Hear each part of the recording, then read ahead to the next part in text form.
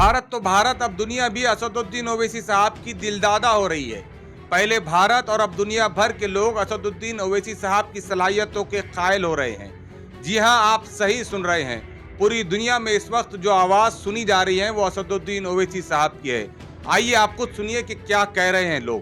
खास करके जब मैं ओवैसी साहब को देखता हूँ, जब मैं आपको देखता हूँ नबी साहब, अब मैं जब आपको सुनता हूँ और ओवैसी साहब के अंदर जो मैंने जुनून देखा, जब उन्होंने बोला कि पाकिस्तान से ज्यादा मुसलमान तो इस देश में है, वो सुनकर के एक जो खुशी मिली।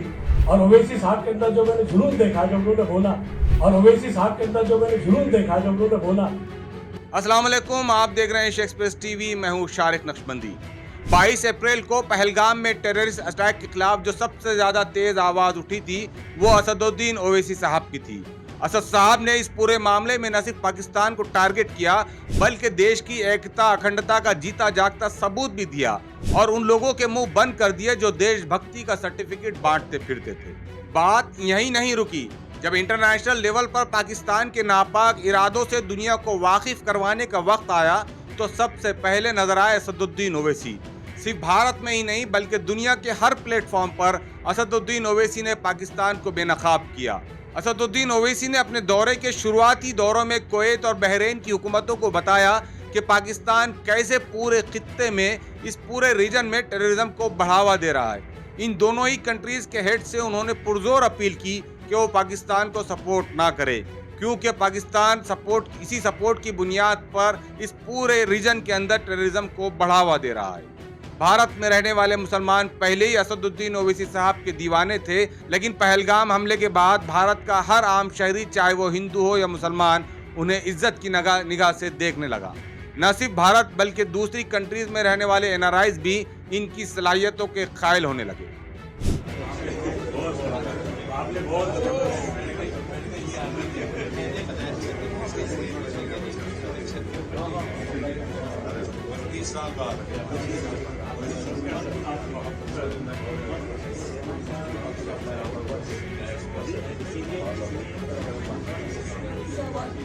असद साहब के पहलगाम के बाद के स्टेटमेंट्स को हल्के में नहीं लिया जा सकता।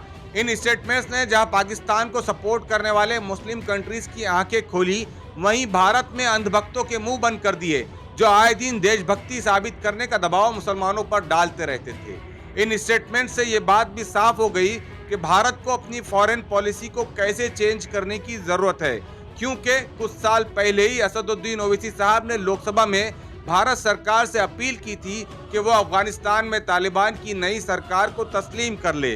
अगर उस वक्त तालिबान से रिश्ते बेहतर हो जाते तो इसका सीधा असर पाकिस्तान पर जरूर पड़ता। तो ये था ओवैसी साहब के इंटरनेशनल दौरे से मुतालिक एक अहम अपडेट जो हमने आप तक पहुंचाने की कोशिश की है।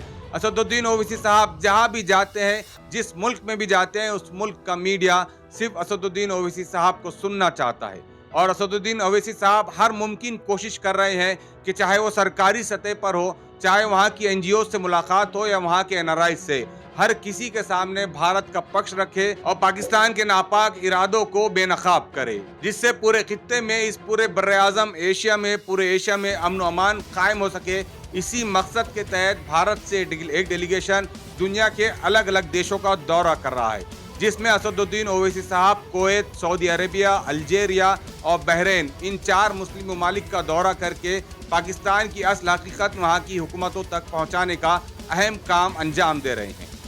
तो ये था एक अहम अपडेट और अपडेट्स के साथ इंशाल्लाह फिर मुलाकात होगी। शुक्रिया।